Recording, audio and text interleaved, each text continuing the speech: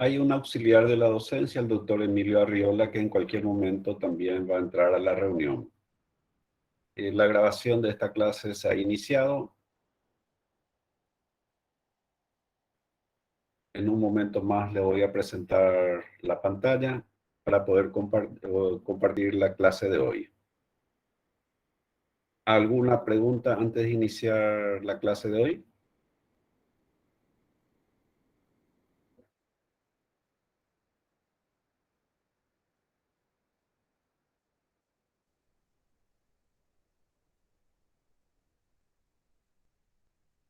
¿Están presentes las dos delegadas?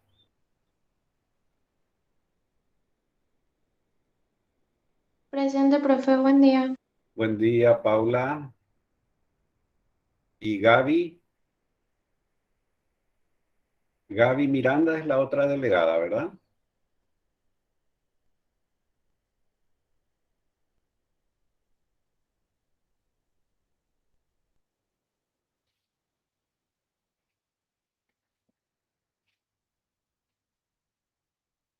A ambas delegadas les voy a enviar un formulario del alumno, que es una hoja que voy a querer que cada uno de los alumnos completen para la ficha que los auxiliares instructores van a utilizar para las entregas y ateneos. Entonces, en esta semana quiero que vayan completando esos datos y en la primera reunión que va a ser el próximo sábado, entonces le van a entregar a sus instructores correspondientes para tener todo en una carpeta. La distribución vamos a hacer en el transcurso de esta semana, eh, aguardando tal vez la inclusión de algún compañero más para poder establecer bien las divisiones de grupos. Mientras tanto, van a tener esta ficha que ustedes van a ir completando para tener en la carpeta.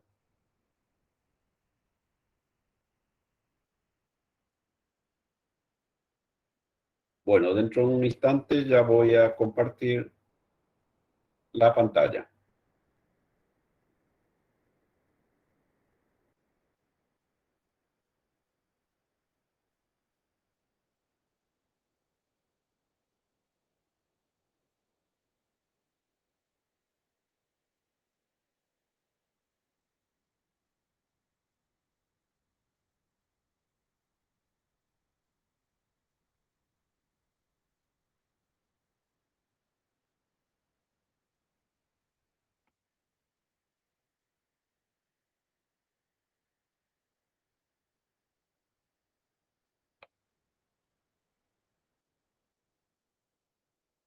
¿Están observando la imagen?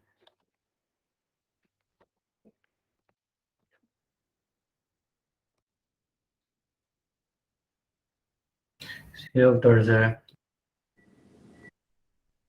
Cualquier dificultad en la transmisión, por favor, me hacen llegar a través de WhatsApp, que no sea que ocurra lo mismo de ayer, ¿verdad? Que nosotros con el profesor estábamos hablando y no nos dimos cuenta que ustedes ya nos avisaron de que había un corte, ¿verdad? Pero cualquier cosa yo voy a tener mi teléfono a mano para poder solucionar el inconveniente. Bueno, hoy empezamos oficialmente las clases teóricas. Hoy vamos a estar hablando de la introducción a la materia, los aspectos generales, un poco de la historia de la farmacología y posteriormente sobre los diferentes preparados farmacológicos a ser empleados en la práctica médica. Esta es la unidad 1, que justamente se refiere a los aspectos generales, la historia, la relación que tiene nuestra materia farmacología con otras, como la toxicología, la terapéutica, fundamentalmente de aquí en adelante, con la finalidad de aplicar estos conocimientos en el manejo de las patologías de nuestros pacientes. Tenemos que saber de que hay nociones básicas, fundamentales, que van a ser aplicables después en el estudio individual de todos los fármacos que vamos a ir viendo durante el año. Eh, Por otro lado, nuestra materia tiene por objeto analizar, tratar, estudiar lo que son los fármacos, ¿eh?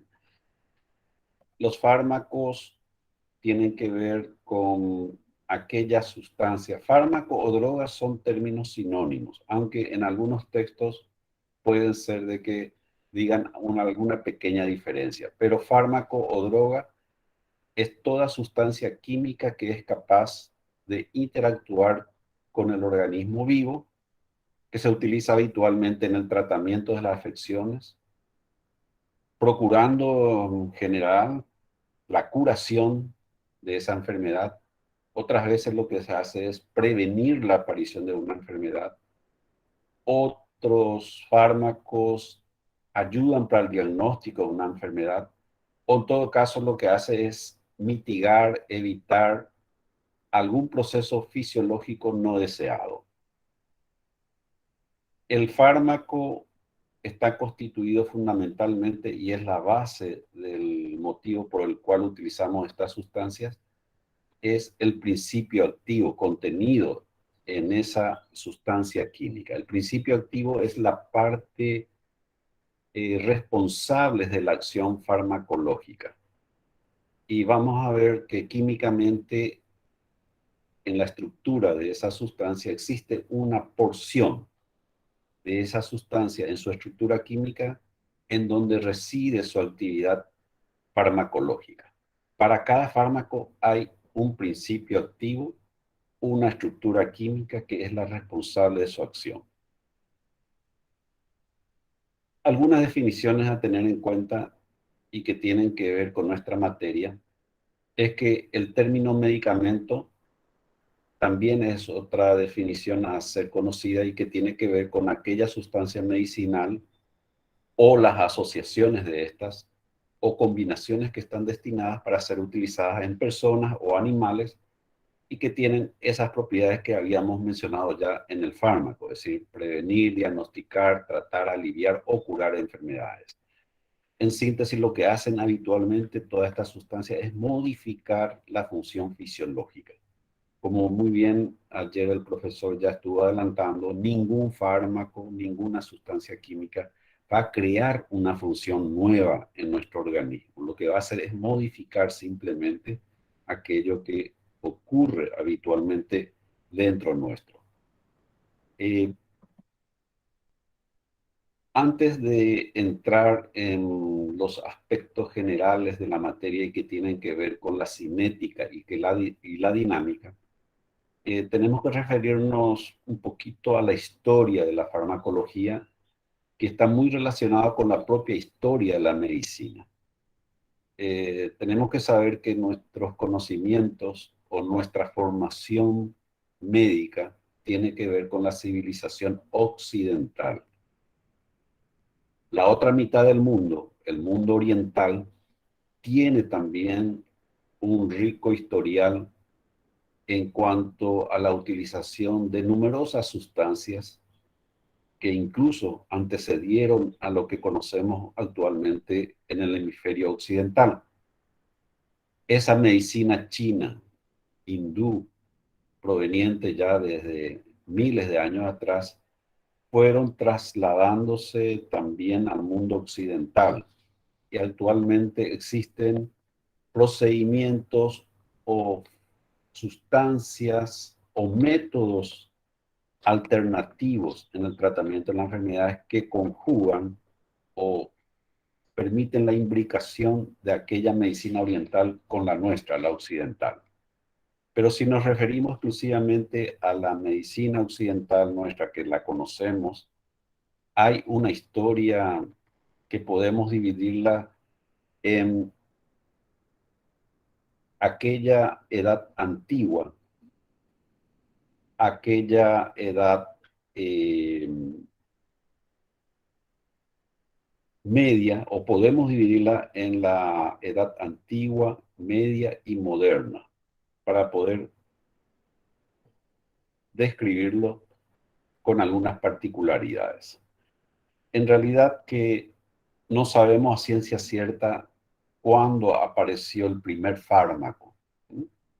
Si tenemos en cuenta lo que es un fármaco, prácticamente podríamos decir que cualquier sustancia presente ya en la naturaleza podría actuar como como un fármaco, como una droga, que habitualmente y tal vez las primeras drogas ya fueron extraídas de la propia tierra, en productos vegetales, animales o minerales y que fueron siendo aplicados por alguna afección. Tal vez el agua, algunos frutos, algunos vegetales, pudieron haber sido los primeros métodos de tratamiento de las afecciones y de hecho hasta hoy día se siguen aplicando, ¿verdad? Nuestra medicina tradicional paraguaya, por ejemplo, de la que heredamos de los aborígenes guaraníes, hay muchísimas hierbas medicinales conocidas, descritas y aplicadas por ellos, que hoy día lo estamos utilizando. Y eso ocurre en todo el planeta. De hecho, muchos de los productos comercializados hasta hoy día prácticamente muchos de ellos se obtienen de esos vegetales, de donde se extraen el principio activo conocido que ejecuta la acción conocida de esa sustancia. Pero remontándonos a la historia, acá no sé si ustedes están apreciando, ¿ven la foto? Sí, doctor, se ve.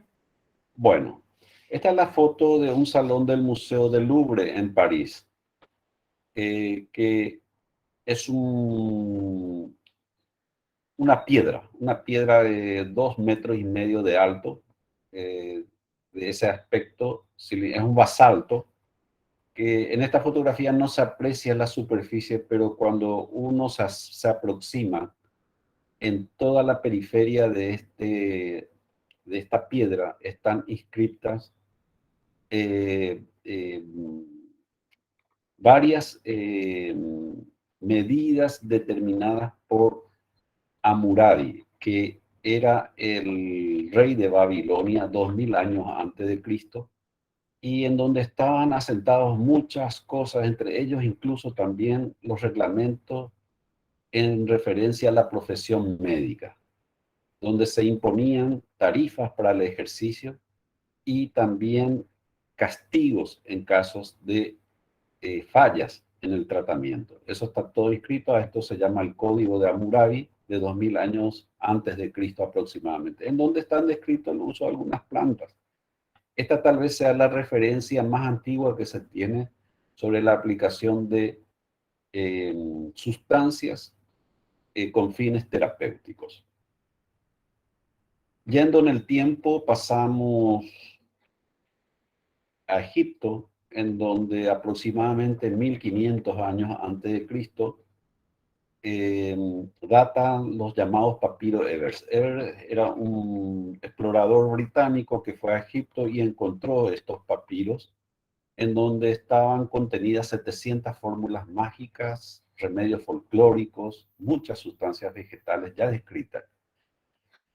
Siguiendo en el tiempo, en Grecia, ya por el año 300, 400 años antes de Cristo, aparece Hipócrates. Hipócrates fue una persona destacada en ese tiempo y que introdujo la terapéutica sencilla en donde basaba la fuerza natural del organismo que contenían las medidas apropiadas para la curación de la enfermedad. Él introdujo el concepto de que dentro de nuestro propio organismo está la misma fuente de curación. Y de hecho, eso propulsó la descripción, el análisis y fue el responsable de la confección de numerosos formularios de recetas terapéuticas, pronósticos y el famoso denominado juramento hipocrático, que es el juramento que hasta hoy día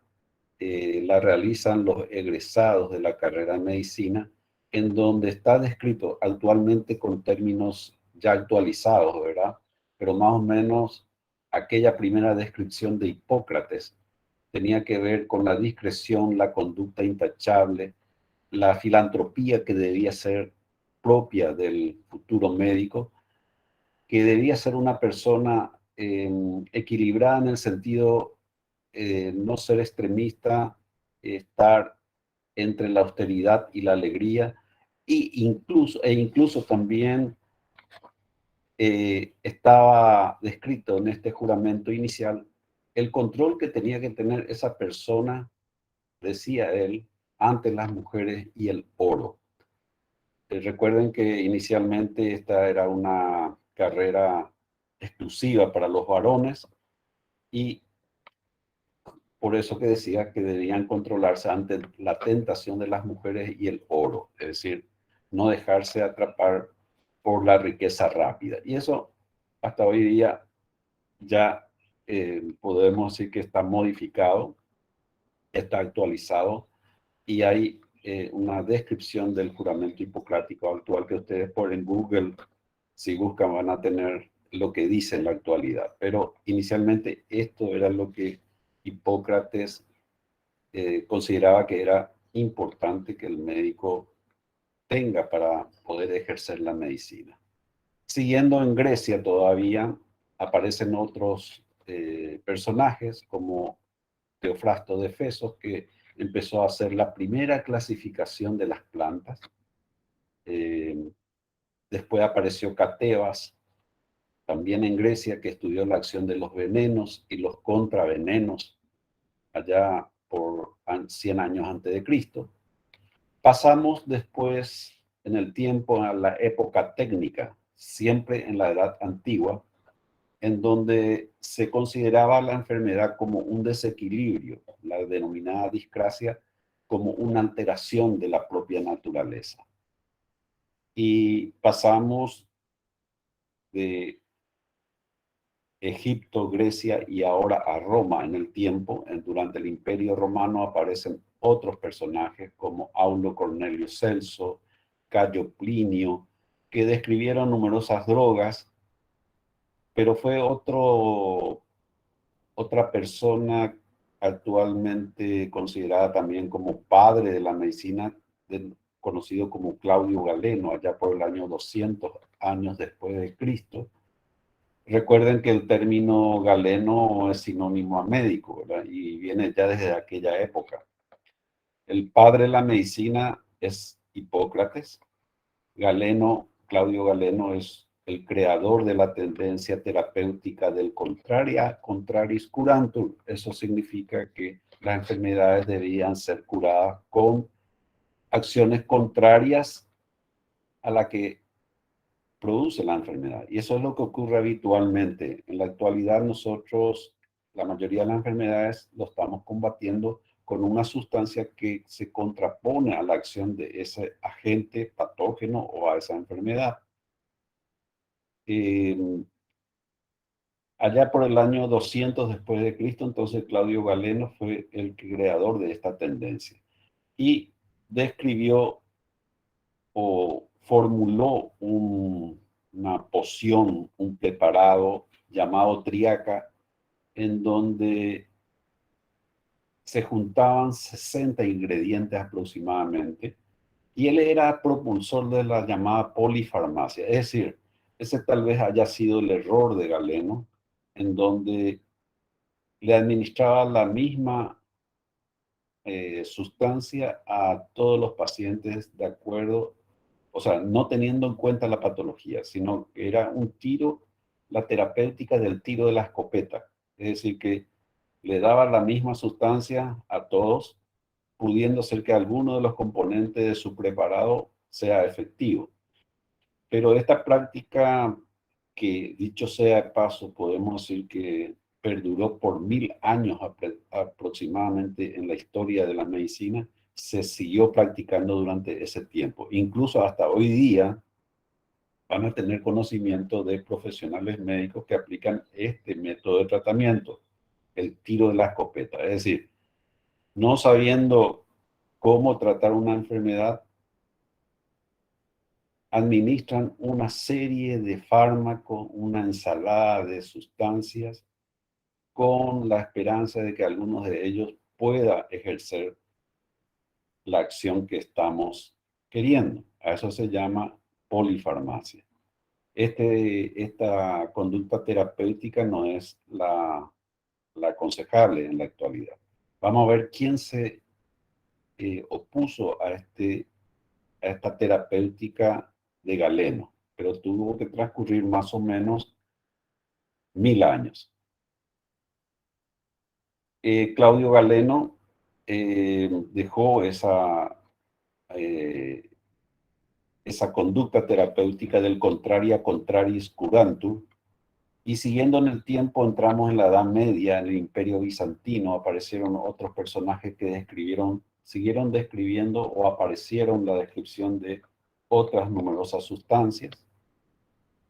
Apareció en el territorio árabe Rasés, que reunió el saber médico en un tratado, en una obra llamada Continente, que contenía 20 tomos, en donde podemos resaltar dos frases importantes de Rasés. Uno decía que en medicina la verdad es un propósito inasequible y el arte de curar descrito en los libros es muy inferior a la experiencia de un médico concienzudo. Es decir, en resumen, lo que está diciendo es de que no vale solamente conocer, sino que saber curar. Es decir, la experiencia, la práctica, lo que demuestra la aplicación de esta sustancia y el resultado es lo que interesa finalmente. Es decir, la práctica de los conocimientos teóricos. Nuestra materia es teórica, fundamentalmente. Ustedes van a adquirir los conocimientos de los fármacos, de las sustancias, pero en corto tiempo ya van a saber la terapéutica y la aplicación de estos fármacos, y de ahí va a salir la experiencia que les va a traer muchos beneficios para los pacientes que ustedes traten. También dijo otra cosa, Rasés.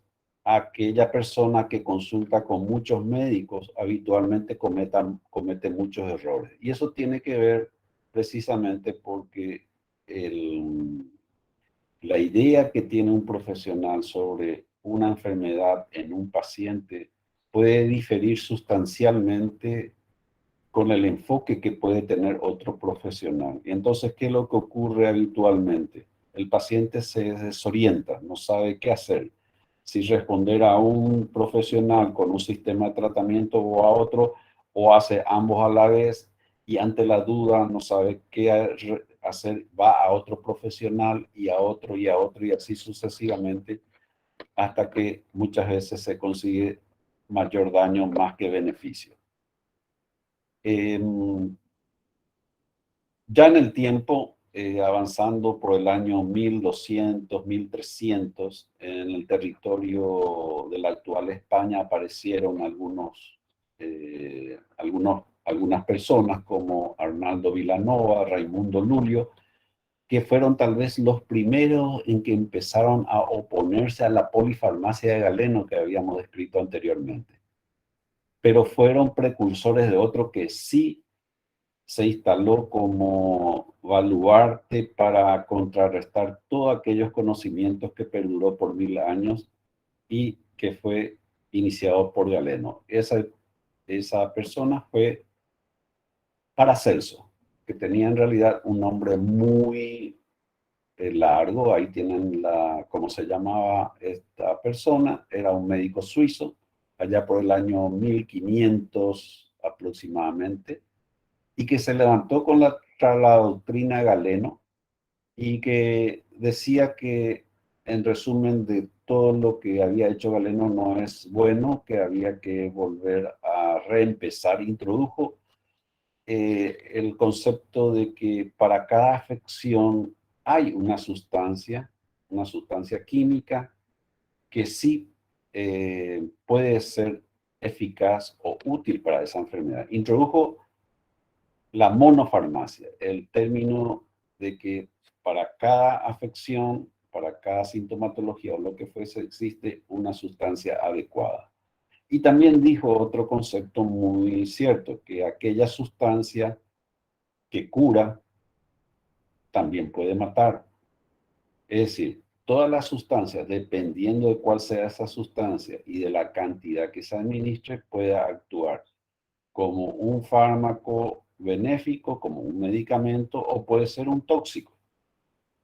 Por ello que dentro de la descripción de los fármacos que vamos a ver durante el año, hay un apartado referente a los efectos no deseados que pueden producir los diferentes medicamentos.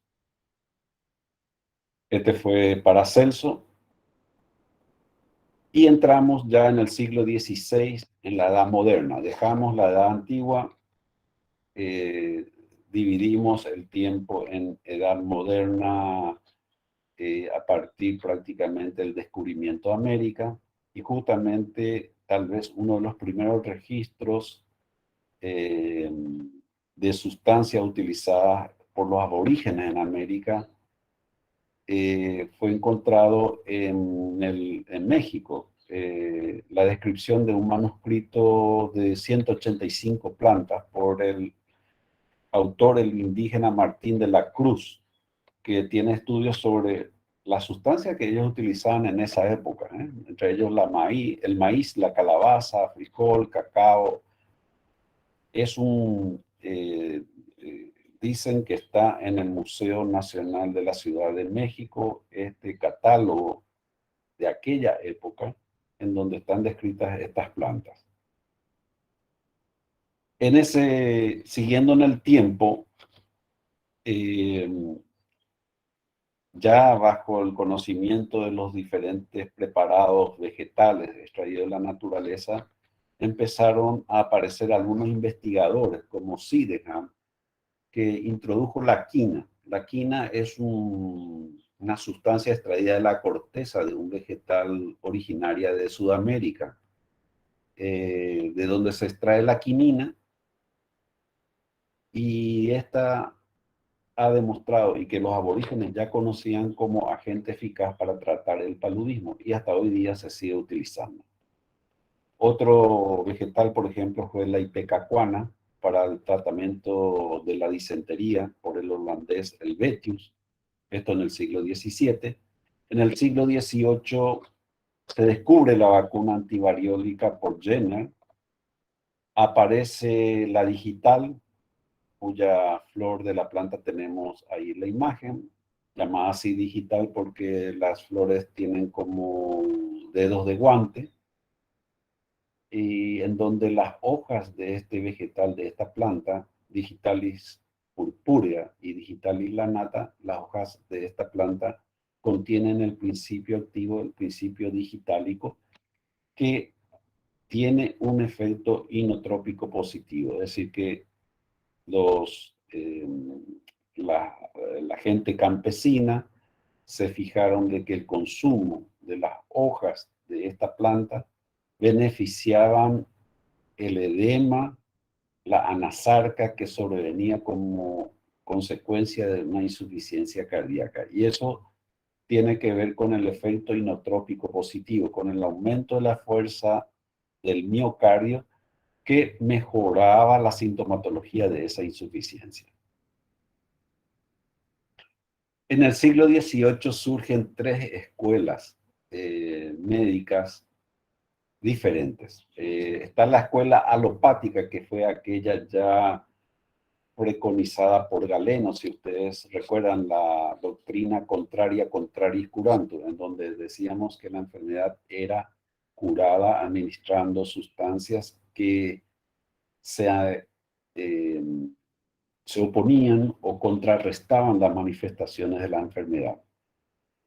Esto fue propiciada por Gregory, un británico, y por aquella época apareció en el territorio alemán Hahnemann, que introdujo la doctrina homeopática, en donde, al contrario de la alopática, la homeopática decía que la base del tratamiento se resumía en este término: similia similibus curantur, que en latín significa que las enfermedades deberían ser tratadas o curadas administrando sustancias que producían lo mismo que la enfermedad originaba. Es decir, pero no a dosis normales o exageradas, sino por el contrario, a una dosis pequeñísima, insignificante.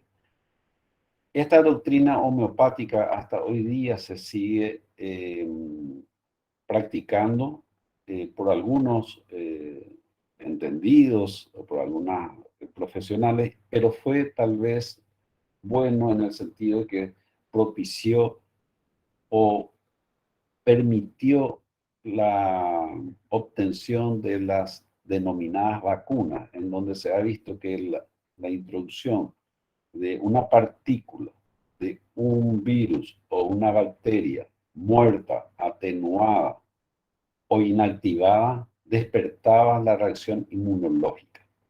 De ahí deriva las diferentes vacunas conocidas en la actualidad.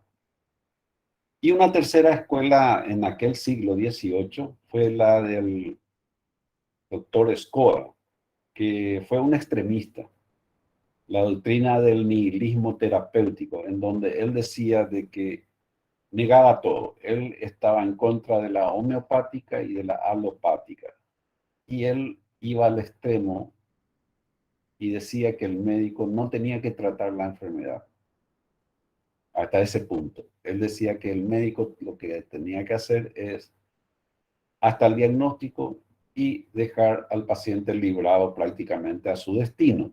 Este fue un extremista, ¿verdad? Por supuesto, no tuvo seguidores y esto hizo de que en este siglo apareciesen ya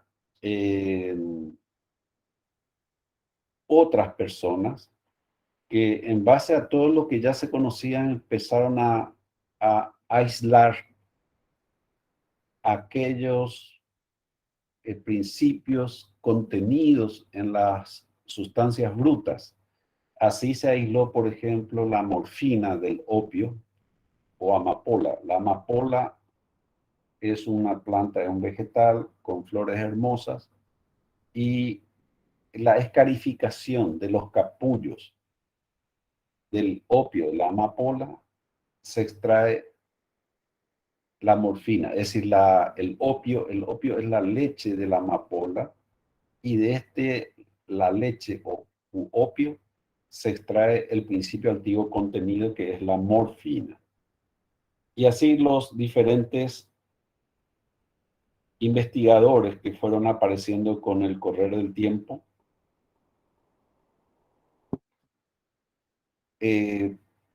como Friedrich Wöhler, la síntesis de la urea, y apareció una persona muy importante por el año 1853, que fue Alexander Wood, un británico, que fue el que inventó la aguja hipodérmica hueca. Imagínense, antes de esa época, antes de esa fecha, prácticamente no se conocía el tratamiento parenteral de las enfermedades. Todo era a través de la vía oral de administración o por la vía tópica.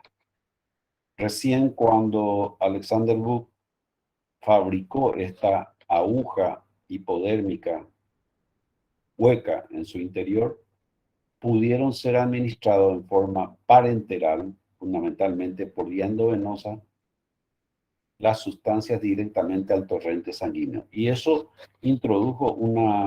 determinó la aparición de un cambio en la terapéutica a partir de ese momento, que coincidió también con el descubrimiento de la anestesia general por vía inhalatoria en aquella época. Esto vamos a hablar, esto ustedes pueden recabar mayor información. Este es Morton. Morton era un odontólogo que se dedicó después a estudiar medicina en Harvard y fue el que demostró la utilidad del éter como anestésico general y fue el que obtuvo el primer caso con éxito de la administración de esta sustancia, el éter, en un paciente en donde se lo mantuvo inconsciente, sin dolor y sin reacción durante el tiempo que duró la intervención. La intervención no duró mucho, 10 minutos, y fue el determinante para que a partir de ese momento se hiciesen este tipo de procedimientos por vía inhalatoria. Esa está dentro de la historia de la anestesia general.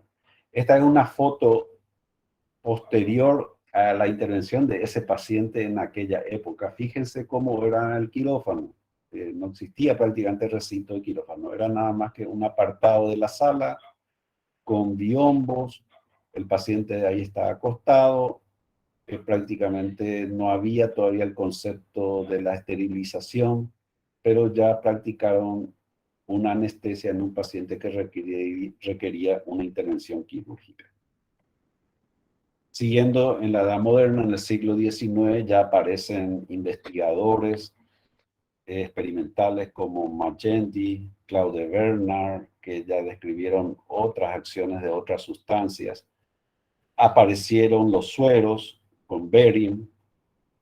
En el siglo XIX también el médico alemán Buchen organiza en Rusia el primer laboratorio de farmacología experimental, y Schmiedberg, el médico alemán, funda la primera revista de farmacología que hasta hoy día sigue estando presente, esta publicación.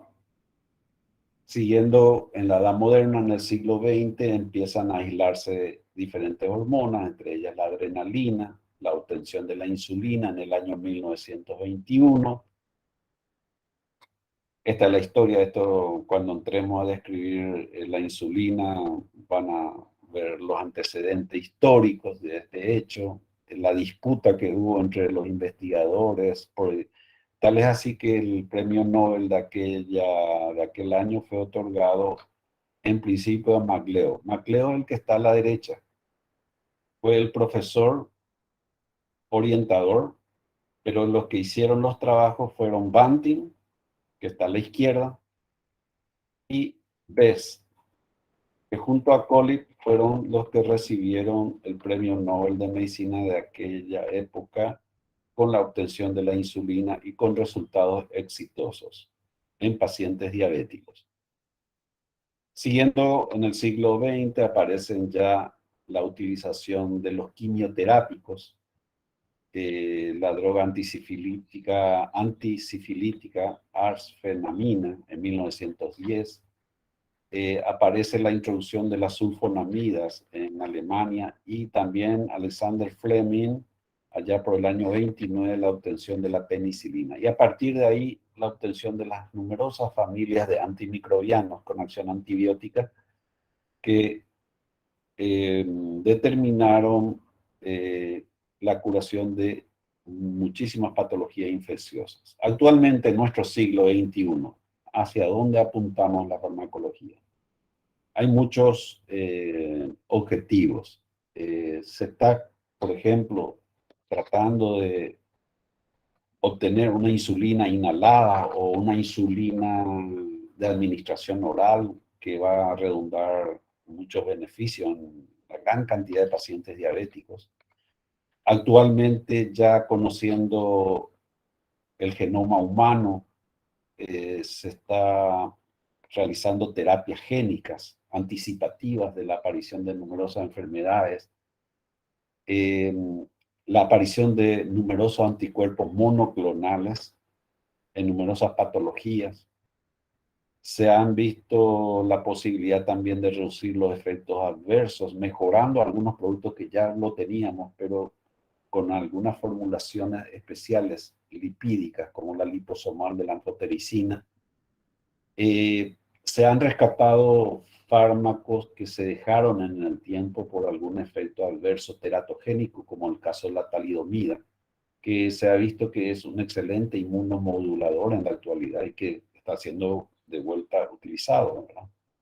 Y ni qué decir con los numerosos antivirales, antiinfluenza, antirretrovirales para el virus de la inmunodeficiencia humana. Y así, con el correr del tiempo, hay mucho campo aún por descubrir.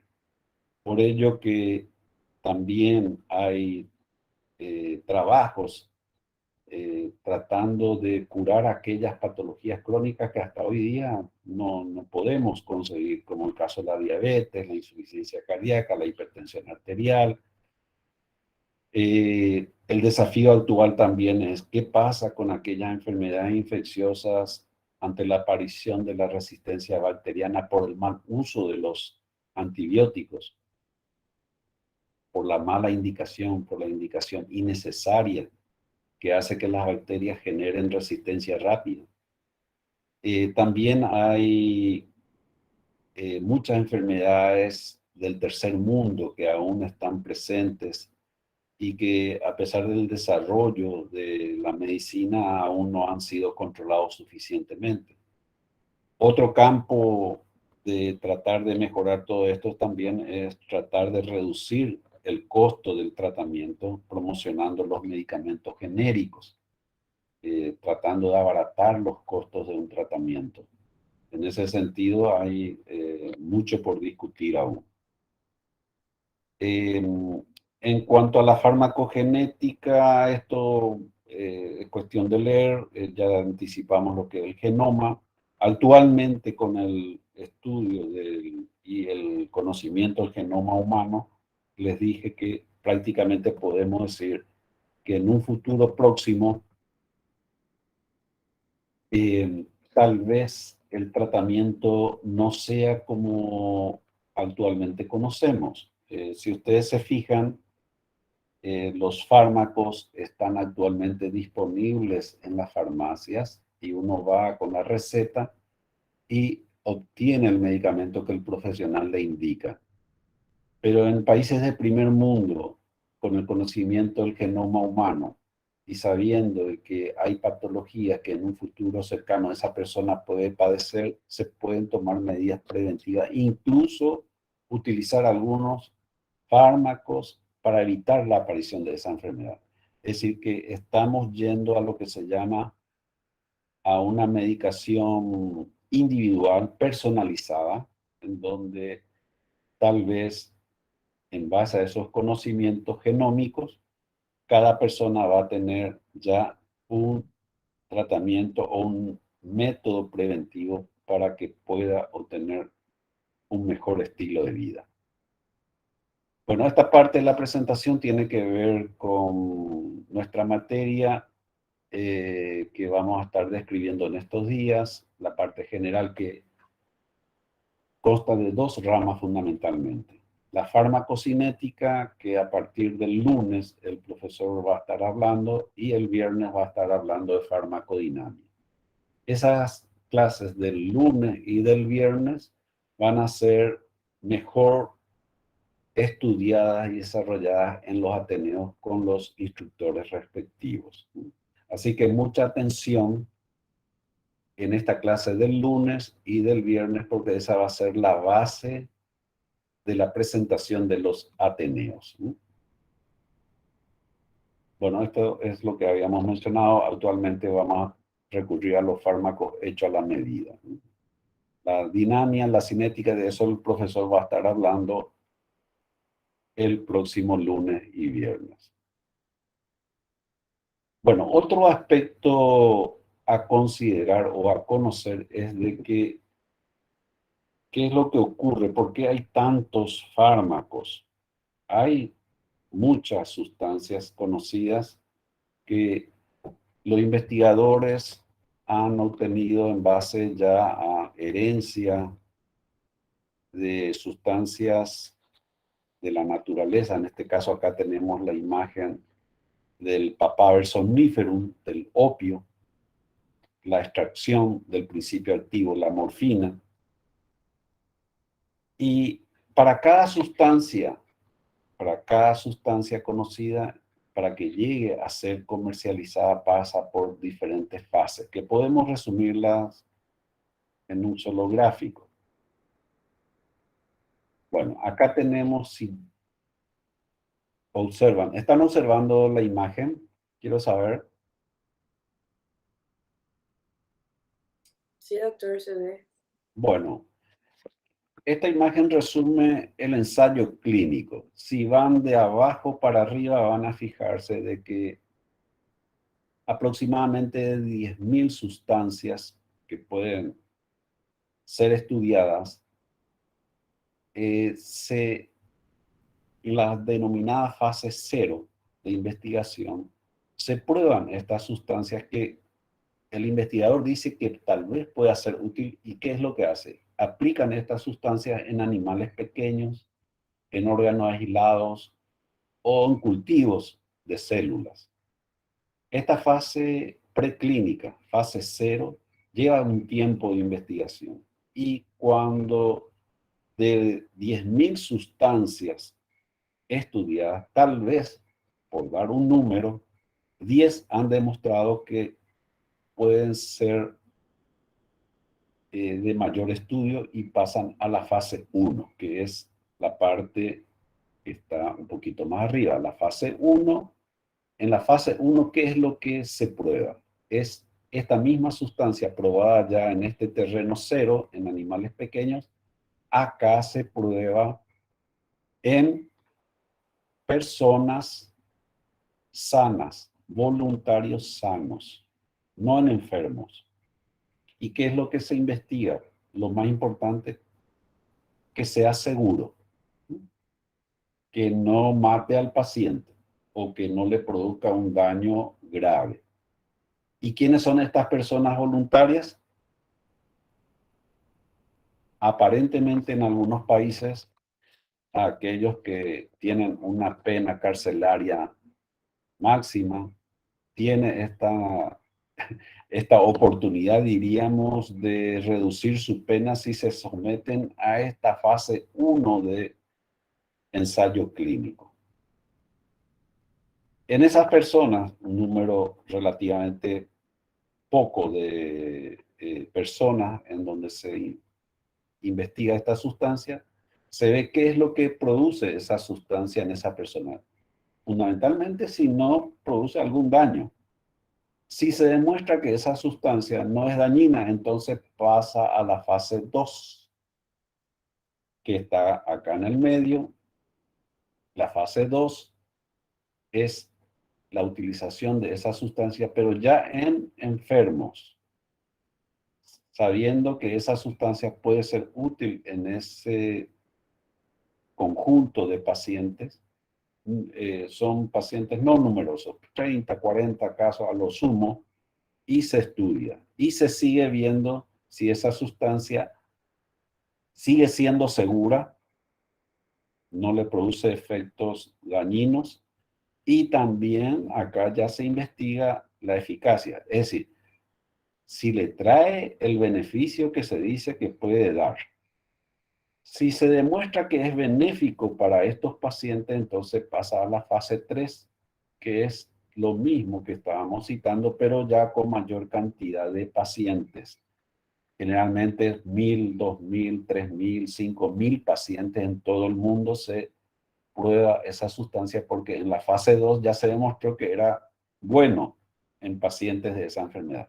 Lo que se hace en la fase 3 es aumentar nada más que el número, y se sigue viendo la seguridad y la eficacia. Si después de esta fase 3 se demuestra que esa sustancia sí es buena, entonces pasa a la fase 4. La fase 4 ya es la aprobación de esta sustancia, y la fase 4 es la utilización en pacientes en todo el mundo. En esta fase 4 hay un periodo llamado de farmacovigilancia, es decir, se sigue esperando reporte, y de hecho existen durante el año reportes mensuales a nivel del Organismo Mundial de la Salud que informan sobre los diferentes fármacos que van apareciendo y los efectos que van reportándose como alertas. Y muchas veces, después de utilizar en un buen volumen de pacientes, se determina que no es tan bueno como se describió anteriormente, entonces se retira del mercado. Puede ocurrir eso. Y de hecho, ocurrieron algunas sustancias que se utilizaron ya a nivel mundial y que después se han demostrado que no eran tan buenos, que producían muchos efectos adversos, entonces se volvieron a retirar. A eso se llama farmacovigilancia. Bueno, esto es lo mismo. Entre la fase 0 y la fase 4 pueden transcurrir muchísimo tiempo.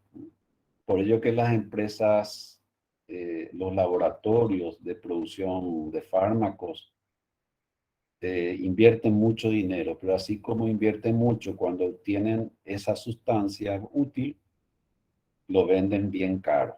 Y ahí viene la ganancia, la farmacoeconomía. Y ese es el problema de los países subdesarrollados o del tercer mundo que no tienen acceso fácil a esos productos. Ustedes han de saber de que actualmente hay muchísimos fármacos, de estos que estamos mencionando recientemente, anticuerpos monoclonales, fármacos antineoplásicos de última generación o fármacos antirretrovirales últimos que han aparecido, que son prácticamente inalcanzables económicamente para cualquier paciente. Entonces, ese es el problema, ¿verdad? Y desde que se empieza a investigar hasta que se obtienen estos fármacos pueden transcurrir mucho tiempo, a veces 5, 10 y más años desde que se investiga hasta que se obtiene.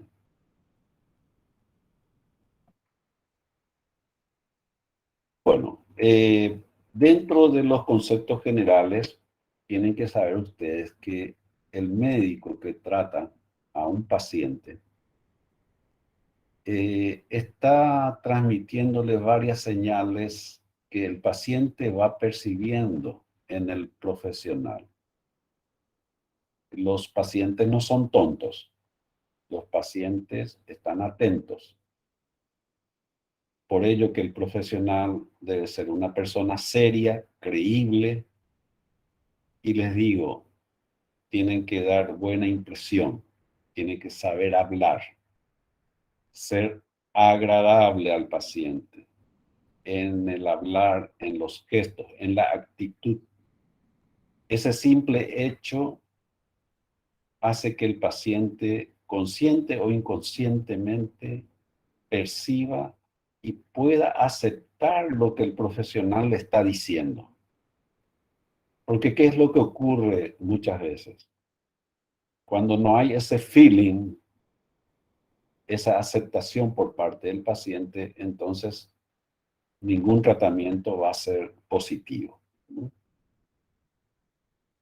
Porque lo que le indique el profesional, si el paciente no tiene la aceptación, psicológicamente ya puede haber una negación, una actitud negativa a ese tratamiento y puede hacer que fracase esa terapéutica. Eso en términos generales, no estamos hablando de en ninguna patología en particular, pero hay profesionales que saben llegar al paciente y tal es así que cuando el profesional detecta que el paciente no tiene en realidad una enfermedad física, sino que es más bien psicológica o es lo que se dice vulgarmente un hipocondriaco.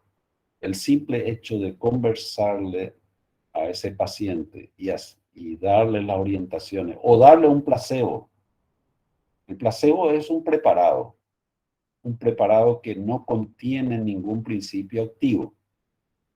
Es decir, puede ser harina, puede ser almidón, puede ser agua, puede ser cualquier cosa, pero si el profesional le dice al paciente que ese es el último fármaco que salió del laboratorio para la enfermedad que tiene, el paciente va a creer lo que el profesional le dice y positivamente va a admitir, y el simple hecho de ingerir ese placebo le va a hacer sentir bien.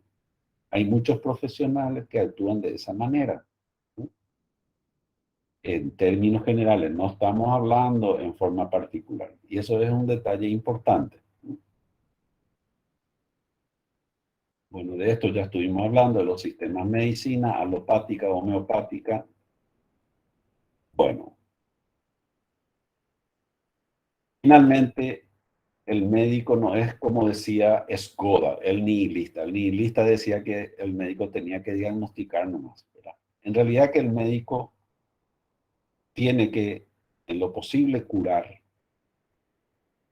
Pero como muchas veces no se puede curar una enfermedad, lo que se hace es mitigar, atenuar los dolores, las molestias, las incomodidades y fundamentalmente cuida al paciente. Por ello que el fin último y primario de la actividad médica es curar con cuidado. Muchas veces no se puede curar, pero por lo menos hay que cuidar al paciente. Y esa es la finalidad del médico. Yo quiero que con esto ustedes entiendan que ustedes como futuros profesionales tienen que tener este objetivo, ¿no? Bueno, acá tenemos la bibliografía que ustedes ya saben. ¿Alguna pregunta para esta primera parte de la clase de hoy?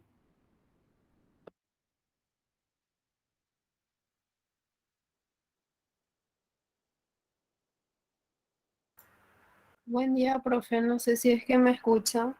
Sí, te escucho. Sí. ¿De dónde leeríamos esa parte de eh, categoría A y cosas así, esa clasificación? Eh, ¿Cuál? ¿Categoría cuál? ¿Este ensayo clínico decís vos? Sí, Ah, o sea, no, no. no ensayo clínico.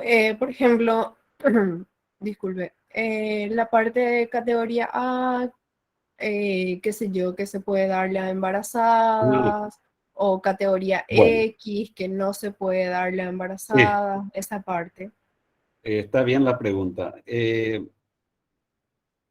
Hay una publicación anual, se llama Farmanuario.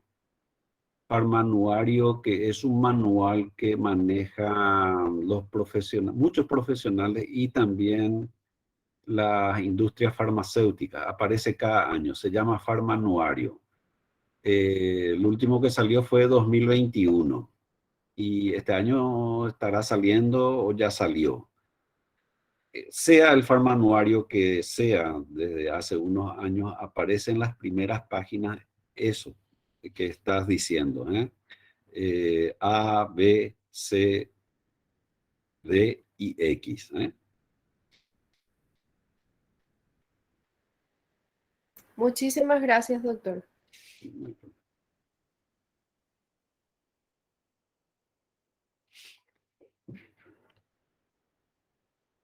Bueno, a continuación ya va a ser más corta esta siguiente clase.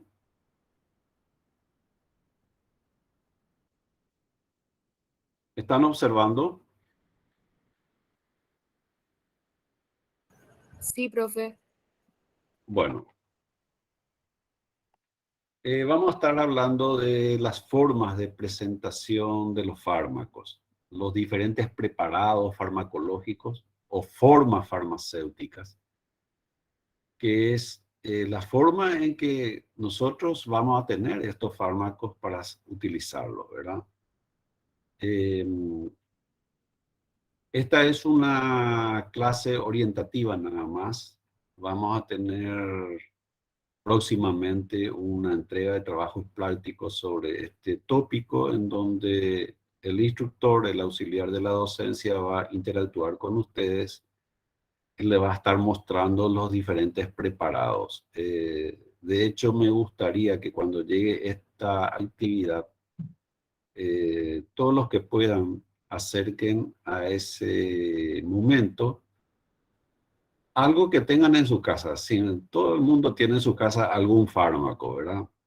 Eh, Puede ser un comprimido, una cápsula, un jarabe, un supositorio, un inyectable, es decir, todo lo que puedan llevar ustedes, lleven por favor para hablar sobre ese tema, ¿no? Y de eso es lo que vamos a hablar rápidamente ahora, sobre estos preparados que vamos a describir. Bueno, antes de entrar a las formas farmacéuticas, tenemos que saber qué es lo que se entiende por medicamento. El medicamento o preparación farmacéutica es toda aquella sustancia elaborada y puesta en venta y presentada con la finalidad de tratar, atenuar, prevenir, diagnosticar una enfermedad, como ya dijimos anteriormente. También muchas veces restaura, corrige o modifica una función orgánica en el hombre o animal. A esto tenemos que agregar que ninguna sustancia va a crear algo nuevo, algo inexistente, ¿eh? Lo que va a hacer es modificar nada más la función. Algunas terminologías importantes a conocer y que ya algunos de ellos ya lo vimos. El principio activo. ¿Qué es el principio activo de una sustancia, de un fármaco? Es la parte del medicamento en donde reside el efecto farmacológico o la propiedad que tiene esa sustancia, ¿eh? Cuando decimos, por ejemplo, tal medicamento tiene un principio activo, la aspirina, por ejemplo. La aspirina, que es el ácido acetil salicílico, tiene en su estructura química una parte que es responsable de su acción. Habitualmente esa parte responsable de su acción es la que determina su unión a los receptores. Vamos a ver también en estos días, y ustedes ya saben lo que es un receptor de membrana, un receptor del citoplasma o del núcleo, en donde esta sustancia va a interactuar. Ese principio activo que reside en una estructura química es la que va a determinar su unión a ese receptor y es la que va a modificar finalmente la función de esa célula. Eso es principio activo. Otro término a conocer es vehículo. El vehículo es el componente del medicamento que no tiene actividad terapéutica, es atóxico y actúa como disolvente de las formas líquidas. Eso vamos a ver también en la práctica, que todos los preparados líquidos tienen el principio activo diluido en el llamado vehículo. Y hay preparados magistrales, que vamos a ver el tipo de receta que se confecciona, en donde el profesional indica cuál va a ser el principio activo y en qué vehículo, es decir, en qué sustancia va a estar disuelta ese principio activo. Y el vehículo es esa sustancia líquida en el cual se disuelve ese principio. En tanto que el excipiente, llamado también base, es lo mismo, pero esto es para los preparados sólidos. El excipiente o base también es la sustancia inerte que va a determinar la consistencia, la forma o volumen de los preparados farmacéuticos sólidos. Hay que agregar esa palabra. En los preparados sólidos se llama excipiente y en los preparados líquidos se llama vehículo. ¿Qué es una droga? Droga o fármaco. Droga o fármaco son términos sinónimos. Es el producto natural, vegetal, animal o mineral. Pueden ser sustancias químicas puras, también naturales, sintéticas o semisintéticas, con los cuales se elaboran los medicamentos. Es decir, que el medicamento finalmente es la droga convertida y que está manipulada por la industria farmacéutica para una indicación terapéutica. Entonces, fármaco o droga es la sustancia y el medicamento es esa sustancia que ya fue manipulada y que está elaborada para ser aplicada en los pacientes. La forma farmacéutica y la dosis son las dos condiciones que caracterizan al medicamento y que lo distinguen de la droga. Finalmente, por ello que las formas medicamentosas tienen que ver fundamentalmente con el estado físico con la que se presenta. Por ello que los preparados farmacológicos podemos dividirlos en líquidos, sólidos, semisólidos y gaseosos. 4 grupos de preparados, dependiendo de su estado físico. Por ejemplo, líquidos que vamos a ir describiendo son los jarabes, suspensiones, soluciones, lociones, elixires, etcétera, que vamos a ver. Sólidos, tabletas, polvos, cápsulas, supositorios, etcétera. Semisólidos son los ungüentos, cremas, geles, pomadas. Y gaseosos, los llamados aerosoles o las inhalaciones que vamos a ir viendo. ¿Para qué son todos estos preparados? Son formas con las que se presentan estos medicamentos para que podamos administrar.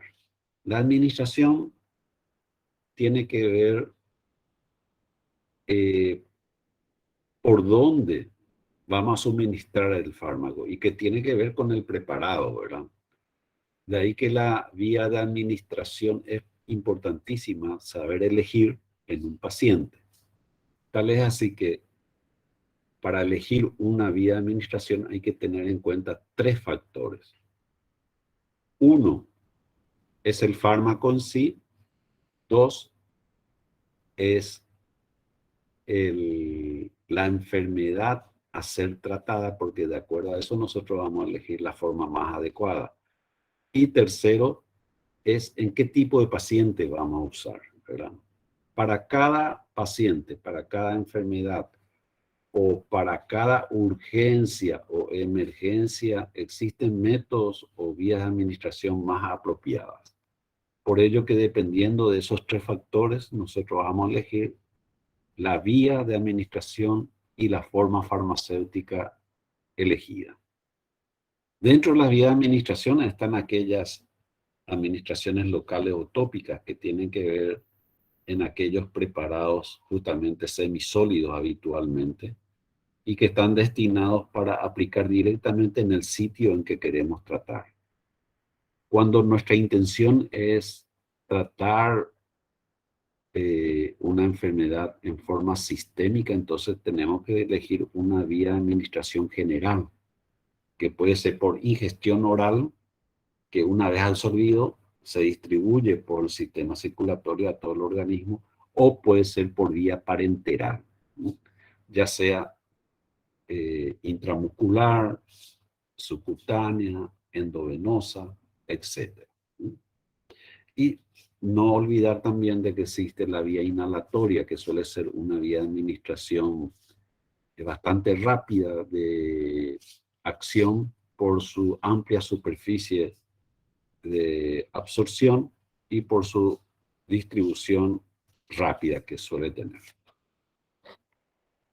Bueno, y vamos a ir describiendo rápidamente los diferentes preparados o formas. Empezamos por las formas líquidas. Entre las formas líquidas tenemos las llamadas suspensiones o mixtura, que es un sistema bifásico donde un sólido insoluble finamente dividido está disperso en un vehículo líquido. Es decir, la suspensión es un sólido en líquido. Por ello que suele ser espesa. Cuando es muy espesa se llama magma o leche. Y tiene ese aspecto.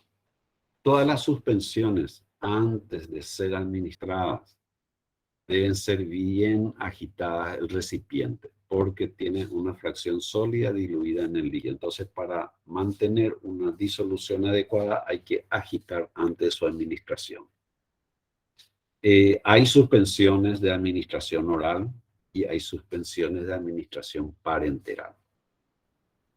Otra forma líquida muy conocida son las emulsiones. Las emulsiones están constituidas por la dispersión de un líquido habitualmente más denso, como el aceite, en un vehículo acuoso menos denso. Es decir, es líquido en líquido, pero donde uno es más denso que otro, también tiene aspecto lechoso o cremoso y también necesitan agitarse ante su administración.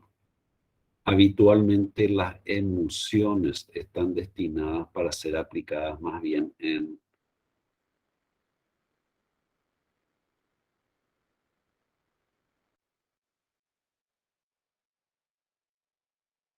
superficies cutáneas o mucosas, suelen ser de aplicación tópica. Solución de una sustancia soluble en agua que puede estar destinada para uso interno o externo.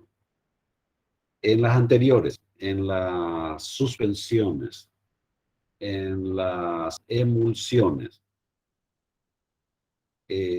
esos preparados mencionados necesitan agitar. En la solución no necesita agitación ante su administración porque los componentes están homogéneamente ya distribuidos. Estas soluciones pueden tener denominaciones o nombres específicos de acuerdo al tipo de sustancia. Por ejemplo, un colirio a ser administrado en la conjuntiva ocular es una solución. Una gota óptica en los oídos, una gota nasal. Hay soluciones de administración parenteral que vamos a ver también, que están contenidas en recipientes de vidrio o plástico, ¿no? Todos son soluciones. Siguiendo con otras formas líquidas, tenemos los jarabes, que son soluciones concentradas de azúcar en agua o en otro líquido acuoso, y que están fabricadas así para enmascarar el sabor de las drogas amargas o saladas. Está destinada fundamentalmente para el grupo de niños, para que admitan mejor su ingestión, para que les sea más agradable al tragar. Loción. La loción es una forma líquida que consiste en una suspensión líquida o semilíquida que contiene uno o más componentes activos en un vehículo apropiado y que están destinadas para aplicarse sobre la piel indemne sin fricción. A diferencia de otro preparado líquido conocido como linimento. El linimento es muy parecido a la loción, con la particularidad de que debe ser aplicada con fricción. Habitualmente los linimentos utilizan los deportistas antes de su desempeño. Siguiendo con formas líquidas, tenemos los diversos inyectables, que son soluciones o suspensiones. Es decir, los inyectables pueden ser una solución que era soluto y solvente homogéneamente distribuido, o puede ser suspensión, sabiendo que la suspensión es un polvo, un sólido, en un líquido, que debe ser agitado antes de sacar de su recipiente para su administración. En este caso, si es inyectable, administración parenteral.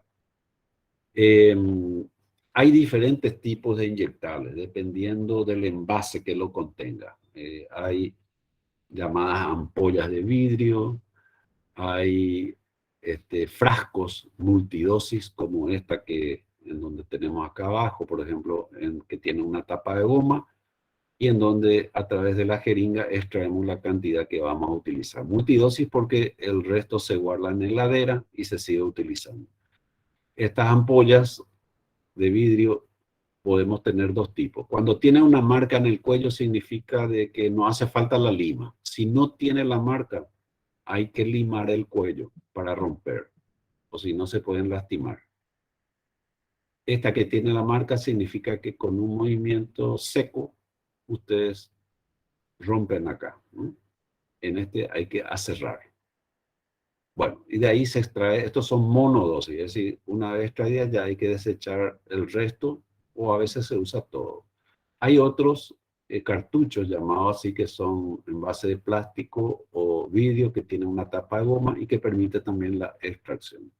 Y están los preparados, las soluciones inyectables que vienen en frascos más grandes, de 1/4, medio litro, 1 litro. Habitualmente suelen ser soluciones hidratantes. Siguiendo con otras formas líquidas, tenemos las infusiones, que son soluciones acuosas de principios soluble de drogas vegetales que se obtienen por la acción del agua caliente por 20 minutos más o menos sobre esta. Es, por ejemplo, el caso del mate. El mate o los té son infusiones. Entonces, el agua caliente arrasa o arrastra el principio contenido en esos vegetales. Linimento ya describimos lo que era. Colirio eran las soluciones oftálmicas, ya descritas. Pasamos a las formas sólidas. Las formas sólidas, otro grupo de preparados, siendo el polvo o los polvos las formas sólidas más rudimentarias y que están constituidas por sustancias mezcladas y finamente pulverizadas, homogéneas, y que se administran para aplicación externa como polvo a granel o para su uso interno fraccionado. Este polvo puede venir contenido en papeles o sobres que actualmente son poco utilizados. En realidad vienen sobres. Hay polvo contenido en sobre para diluir finalmente en un líquido. Pueden venir en forma de gránulos también.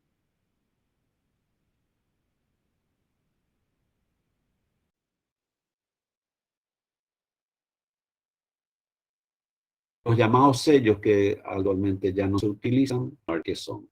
Las cápsulas justamente reemplazó a los sellos. Las cápsulas son cubiertas de gelatina que contienen una sustancia sólida o líquida. Si contiene sustancia sólida, es una cápsula dura. Si contiene líquido en su interior, es una cápsula blanda. En las cápsulas duras habitualmente contienen la droga sólida en su interior en forma de polvo finamente pulverizado y tienen dos piezas que están adaptadas de tal manera a contener en su interior este polvo. Y esta cubierta de gelatina lo que hace es evitar la degradación de ese polvo en el estómago. La finalidad es que la cápsula atraviese el estómago sin acción del jugo gástrico y recién cuando pasa al intestino delgado se disuelve por los jugos digestivos, la cápsula de gelatina, y ahí se libera el polvo en la luz intestinal y es esta la que se va absorbiendo.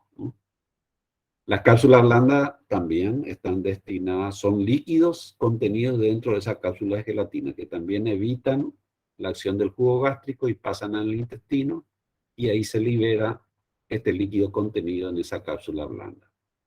Perlas es lo mismo que cápsula blanda, solamente con la particularidad de que suele ser esférica, más pequeñas que las cápsulas blandas, pero que tienen un contenido de hasta no más de 1 cc. Poco utilizada en la actualidad. Una forma sólida muy conocida, tal vez la más ampliamente utilizada, son los comprimidos o tabletas. El nombre dice lo que es. Comprimido quiere decir que es el polvo comprimido, está presionado. Está llamado también tableta y que pueden venir de diferentes formas. Habitualmente suelen ser discoides, redonda, oval, cilíndrica, triangulares, dependiendo del laboratorio que la confeccione. Lo importante es que las tabletas o comprimidos otra vez se dividen de acuerdo a ciertas características. Cuando están recubiertas de azúcar en la parte externa se llaman grajeas.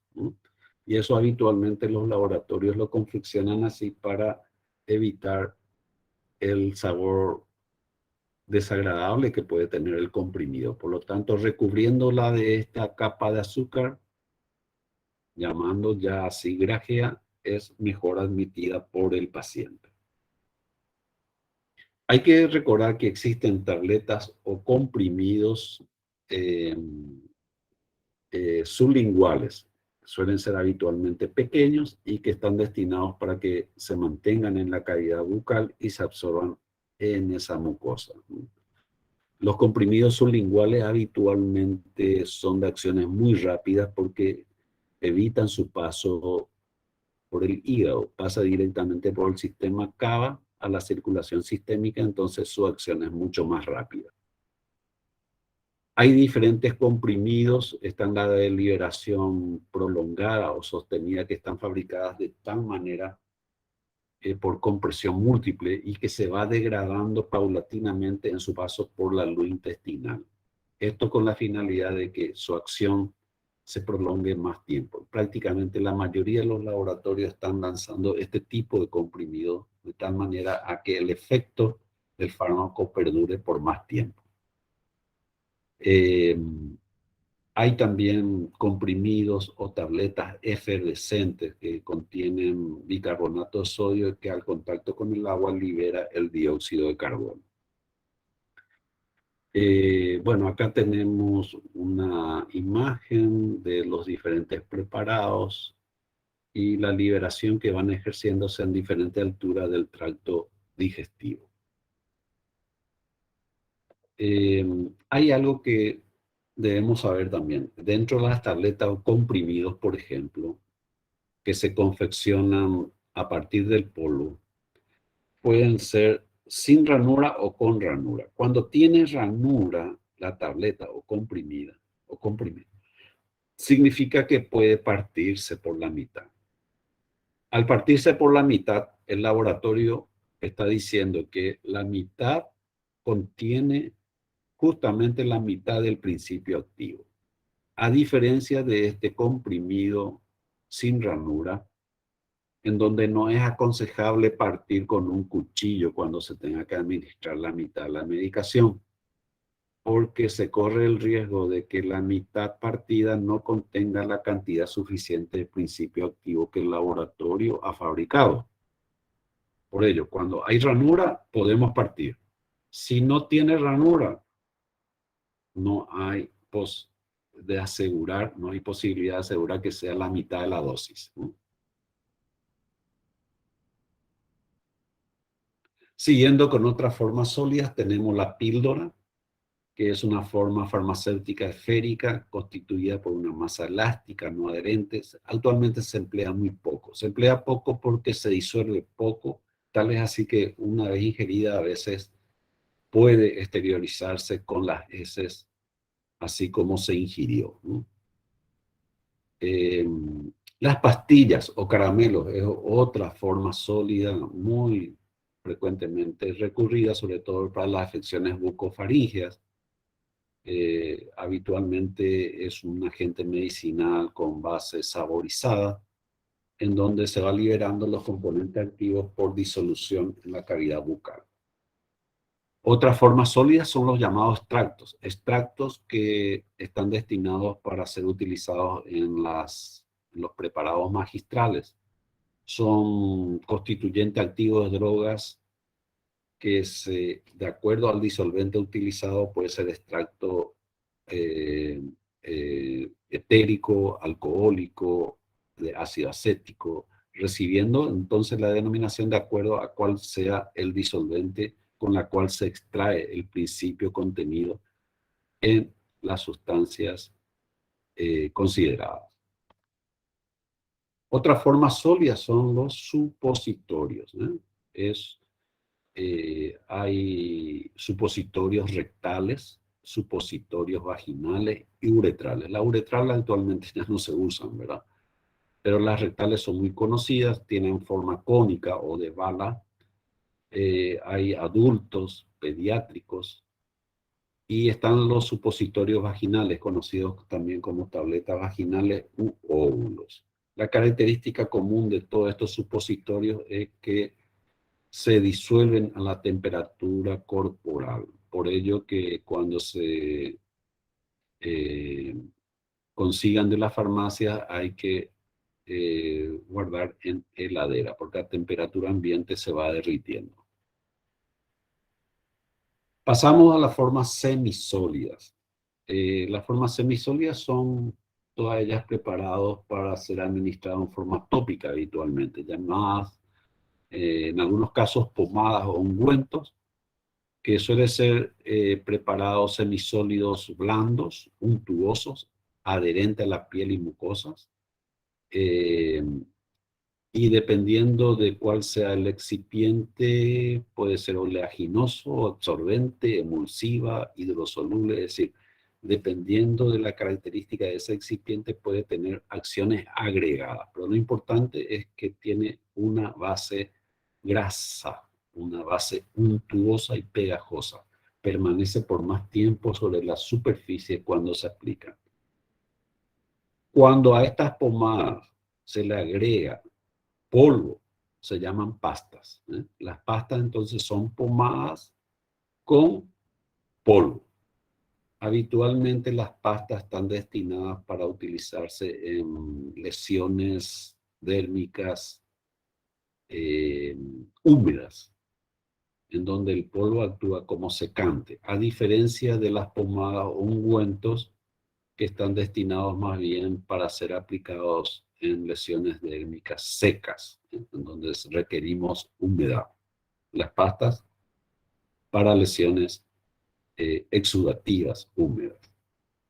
Otra forma semisólida de preparado son las cremas. Las cremas muy conocidas, tal vez las más empleadas, son emulsiones de aceite en agua o agua en aceite.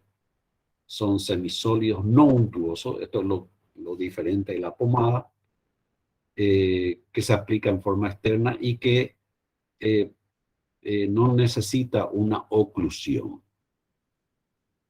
Otro preparado semisólido son jaleas o gel, que es un preparado coloidal semisólido y que se usa habitualmente para aplicación externa, sea en superficies cutáneas o mucosas.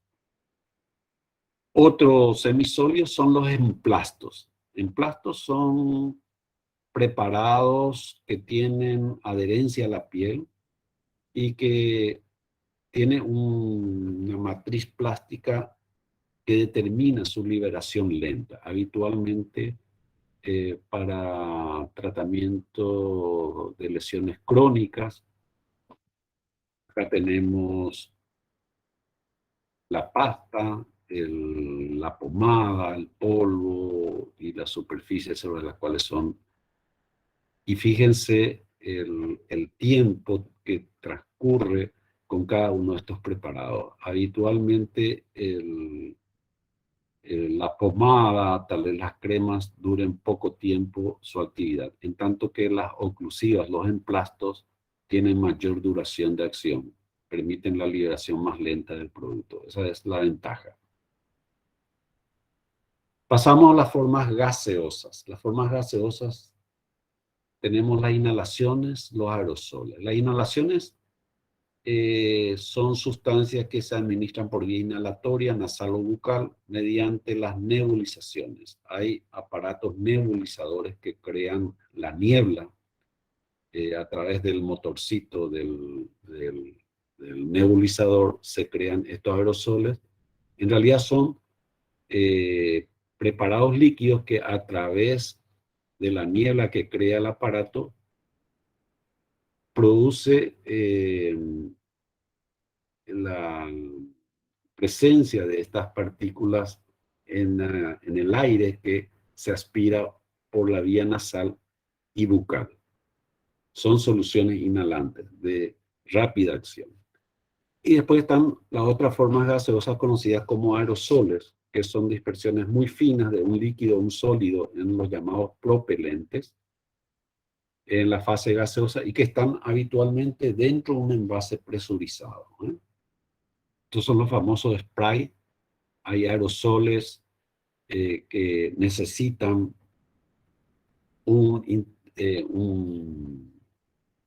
algunos aerosoles ya están fabricados a ser administrados directamente a través de una boquilla en la boca y aspiración del paciente de esta sustancia propelente. Pero muchas veces, sobre todo en niños, es interesante recurrir al uso de las llamadas aerocámaras, que son dispositivos espaciadores que permiten una presencia por más tiempo de la niebla, de las partículas de aerosol que se disparan, y eso permite un mayor intercambio. Cuando entremos en el tratamiento de las patologías respiratorias vamos a estar profundizando sobre estos aspectos. Dentro de la descripción de la clase hoy también rápidamente quiero describir de que hay tres categorías de medicamentos. La primera categoría, la más básica, son los llamados preparados galénicos, que son infusiones, tinturas, extractos que se obtienen a partir de las drogas brutas o crudas mediante procedimientos físicos simples. Es decir, por ejemplo, el mate, el tereré, el té, son infusiones, son preparados galénicos. Estos son preparados galénicos, es la forma más básica.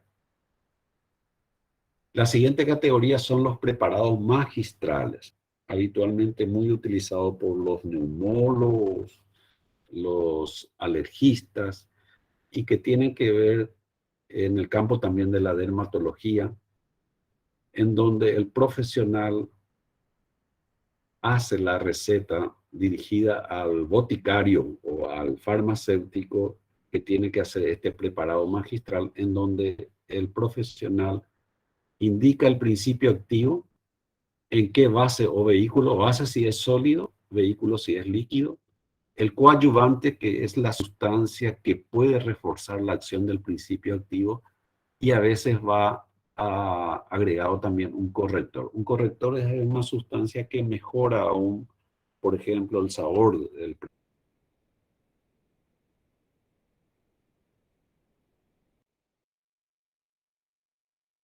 preparado en sí. A todo esto se llaman preparados magistrales. Pero esta categoría de especialidades farmacéuticas medicinales es la más conocida, que está presente en todas las farmacias, ¿eh? Están elaborados en forma uniforme, tienen un nombre convencional, y con la cual se conocen. En cuanto a la nomenclatura de las drogas y preparados, hay un número de código o designación codificada que los laboratorios productores tienen como código con la cual conocen ellos.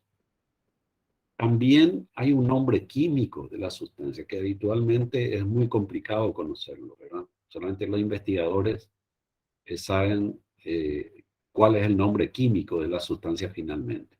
Lo que habitualmente nosotros como profesionales manejamos son los dos nombres siguientes. El nombre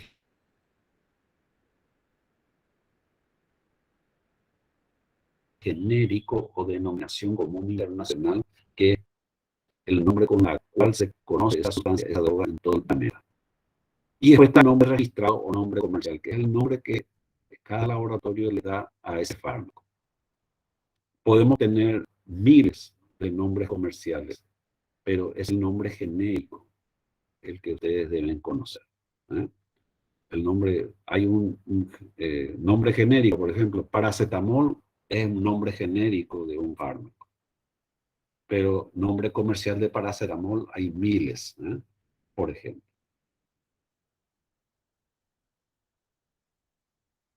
También una parte importante y que ustedes con los instructores van a tener posibilidad de aprender in situ es cómo se confecciona una receta. La receta finalmente es la manera en que nosotros como médicos vamos a instruirle a cómo obtener y cómo aplicarse o cómo administrar el fármaco en sí, ¿eh? Es un pedido escrito que el médico hace al farmacéutico para que éste le expenda el fármaco al paciente. Hay muchos tipos de recetas, ¿eh? Esta es la receta, de hecho, hay muchísimos fármacos que son de venta libre, ¿eh? El paciente va directamente y le pide y se le vende. Pero hay fármacos que solamente se venden con receta. A eso se llama receta simple archivada. Ese tipo de receta es lo que ustedes tienen que saber confeccionar. Y después hay otro tipo de receta que se llama en nuestro medio receta cuadruplicada, que es un formulario de 4 páginas, o sea, de 4 hojas, que ustedes, una vez que sean médicos, van a poder retirar el permiso del ministerio como profesional médico para poder recetar ese tipo de sustancias y que están destinadas, la receta cuadruplicada, para productos que están bajo control de la SENAT, ¿no? Entre ellas figuran, por ejemplo, todos estos hipnoanalgésicos, morfina, derivados, barbitúricos, anestésicos, todas aquellas sustancias que hacen dormir están controladas en receta cuadruplicada. En receta simple archivada hay muchos fármacos, entre ellos están los ansiolíticos, tranquilizantes mayores, menores, antidepresivos, antimaníacos y otros. Incluso actualmente se exige también para los antibióticos, la receta simple archivada.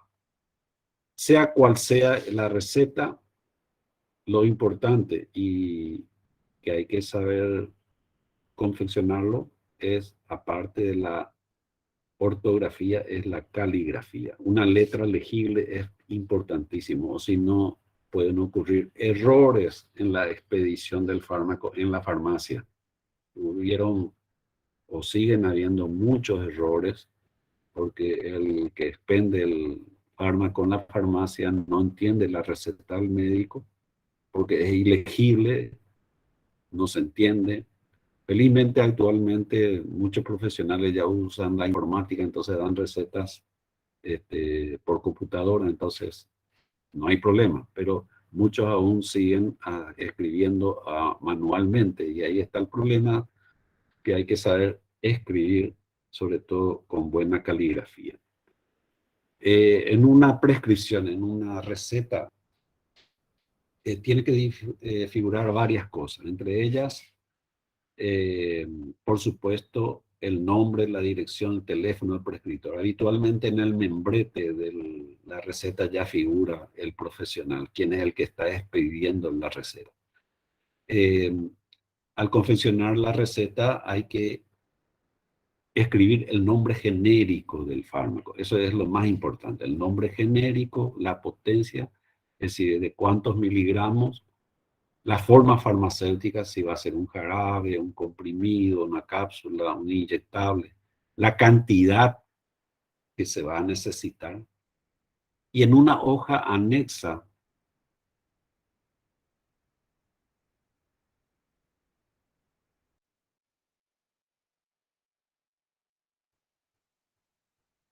las instrucciones, simple, queda en la farmacia. Si ustedes colocan las indicaciones al pie de la receta, entonces la receta queda en la farmacia y el paciente se va sin la indicación. Por lo tanto, la instrucción, indicación, en una hoja anexa, en donde el médico indica cómo, bajo qué condiciones o cada cuántas horas debe ingerir y por cuánto tiempo. También debe figurar, en algunos casos, en la mayoría, por supuesto, el nombre, la dirección, edad del paciente. Y por supuesto, la firma. La firma, y también actualmente exigen mucho el sello del profesional que hace la receta.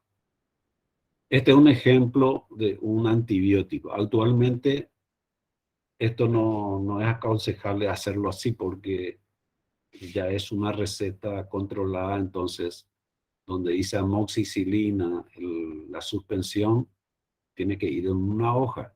Y lo que a continuación figura es la indicación. 5 mililitros cada 8 horas durante 7 días tiene que ir en otra hoja, porque eso tiene que llevar el paciente, ¿no? Pero esto van a practicar mejor con los instructores llegado el momento.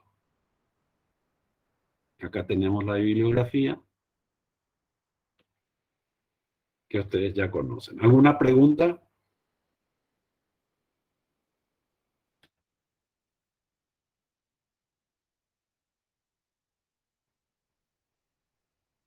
Doctor, yo tengo una consulta con respecto a los comprimidos.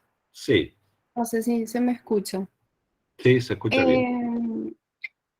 La existencia de estos comprimidos recubiertos gastroresistentes, ¿cómo Sí. vendría a ser la resistencia para que justamente no se disuelva en el estómago?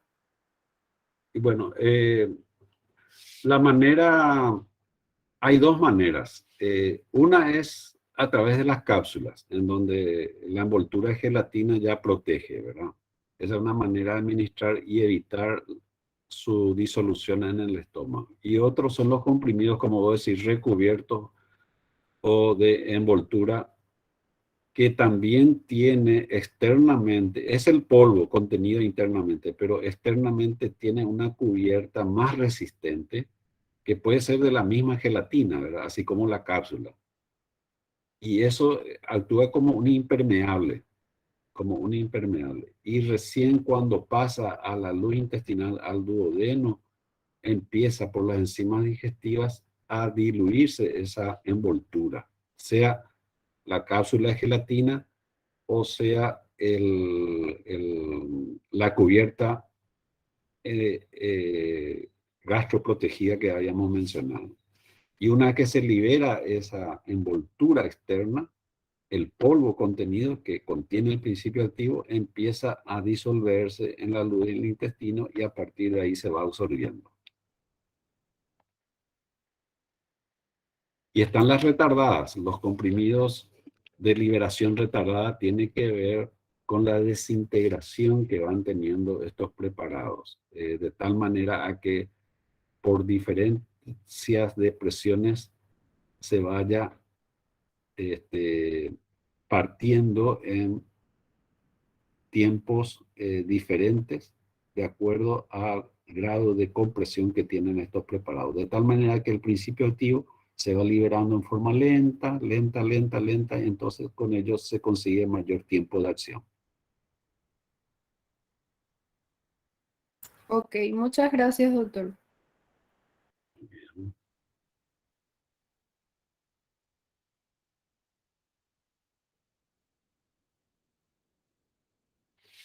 ¿Alguna otra pregunta? Bueno, lastimosamente vamos a tener que volver a pasar la lista. ¿Están atentos? Sí, profe. Ayer empezamos con sección 1. Hoy vamos a empezar con sección 2. ¿Están de acuerdo? Sí, doctor. Bueno, empezamos con sección 2 y así vamos a ir haciendo alternativamente para que no haya queja, ¿verdad? Abdel, Presente. los que vayan diciendo presente ya pueden ir saliendo. Muhammad Abdel, Presente. Acosta María Josefina, Presente, profe. Cintia Acosta, Presente. Adorno, Presente. Aldama, Presente. Argüello, Presente. Aguadre, Presente. Austen. Presente. Antes de continuar con la lista, reitero, está la delegada de la primera